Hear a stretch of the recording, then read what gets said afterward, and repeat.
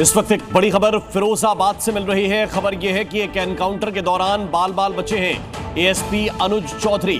अनुज चौधरी की bullet proof jacket में गोली लगी है और बुलेट प्रूफ जैकेट की वजह से ही एएसपी की जान बच गई। दरअसल एक बदमाश कस्टडी से भाग रहा था और उसने भागते समय ही पुलिस के ऊपर फायरिंग कर दी। जवाब में पुलिस ने भी गोली चलाई है, लेकिन एएसपी अनुज चौधरी की बुलेट प्रूफ जैकेट में ये गोली लगी और इस जैकेट की वजह से ही, देखिए तस्वीर भी इस वक्त हम आपको घटनास्थल की दिखा रहे हैं, जहां पर अनुज चौधरी सकुशल दिखाई दे रहे हैं, सुरक्षित दिखाई दे रहे हैं। इस घेरे के अंदर जो शख्स मौजूद है ये एएसपी अनुज चौधरी हैं और संभल में जब ये तैनात थे तब काफी सुर्खियों में रहे हैं। अब फिरोजाबाद में तैनात हैं और फिरोजाबाद में एक एनकाउंटर के दौरान उनकी बुलेट प्रूफ जैकेट की वजह से जान बच गई है। जी मीडिया संवाददाता ब्रजेश इस वक्त हमारे साथ ज्यादा जानकारी के साथ जुड़ रहे हैं। ब्रजेश, जरा बताइए किस तरह ये एनकाउंटर हुआ और कैसे उन्हें गोली लगते लगते बची है। बिल्कुल, देखिए पुलिस इस मामले में जो बदमाश है नरेश, इसकी तलाश में थी पुलिस और पुलिस के पास पूरा इनपुट था कि ये किस इलाके में है। और तभी जैसे ही पुलिस को इनपुट मिला, अनुज चौधरी चूंकि पूरी टीम के साथ इसकी तलाश में थे और जैसे ही चूंकि हालांकि ये हिरासत में था और इसने भागने की कोशिश की। भागने की कोशिश के दौरान क्रॉस फायरिंग हुई, जिसमें जो अनुज चौधरी थे पूरी टीम के साथ वहाँ पे मौजूद थे।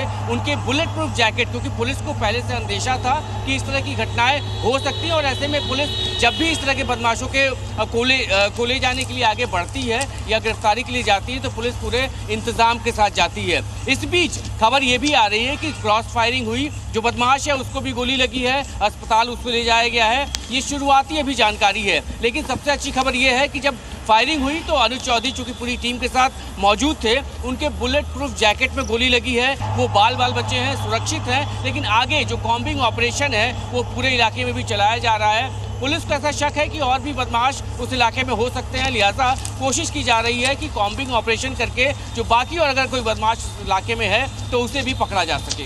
बिल्कुल, ये जरूर देखना होगा क्योंकि कस्टडी से भागा था बदमाश, उस तक हथियार कैसे पहुंचे, जाहिर है आसपास कुछ और उसके साथ ही हो सकते हैं।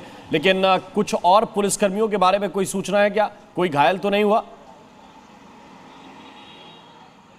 देखिए अभी बेहद ही शुरुआती जानकारी है, क्योंकि जानकारी के मुताबिक अनुज चौधरी के जो पूरी उनकी टीम थी वो इस ऑपरेशन में लगी हुई थी।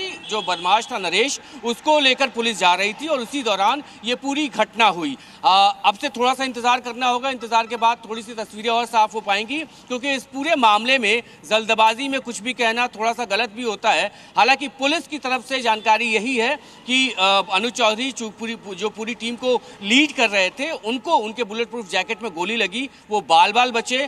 बाकी अभी शुरुआती जानकारी के मुताबिक कॉम्बिंग ऑपरेशन चल रहा है, कोशिश की जा रही है कि उस पूरे इलाके को स्कैन किया जाए। पुलिस फोर्स, पूरी जो जिले की पूरी पुलिस फोर्स है वो उस इलाके में बुला ली गई है। कोशिश यही है कि स्कैनिंग के बाद तस्वीर पूरी साफ हो पाएगी कि क्या और कोई साथी था या नहीं था, या जो जानकारियां हैं वो अब से कुछ देर बाद साफ हो पाएगी।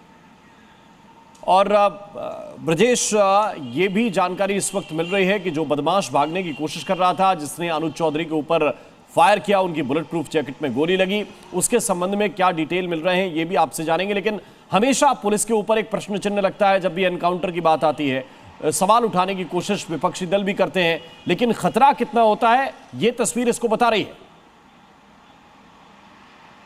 बिल्कुल, देखिए एनकाउंटर की प्रोसीजर को एक बार समझना बेहद ज़रूरी है, क्योंकि पुलिस की तरफ से एनकाउंटर के पहले जब एनकाउंटर होता है तो बदमाश को पहले चेतावनी दी जाती है कि वो सरेंडर कर दे। और इस दौरान जब बदमाश पुलिस पर फायर करता है तो पुलिस अपने आत्मरक्षा में अपनी पूरी टीममेट को बचाने के चक्कर में पुलिस भी क्रॉस फायर करती है और पुलिस का पहला टारगेट ये होता है कि बदमाश के पैर में गोली लगे। और हमने जो यूपी में पिछले 5-7 सालों में देखा है कि बदमाशों के पैर में गोली लगी, ये पुलिस का एफर्ट होता है कि कोशिश। बिल्कुल, बहुत बहुत शुक्रिया, बहुत बहुत धन्यवाद ब्रजेश तिवारी आपका इस पूरे अपडेट के लिए, इस पूरी जानकारी को विस्तार से दर्शकों को समझाने के लिए।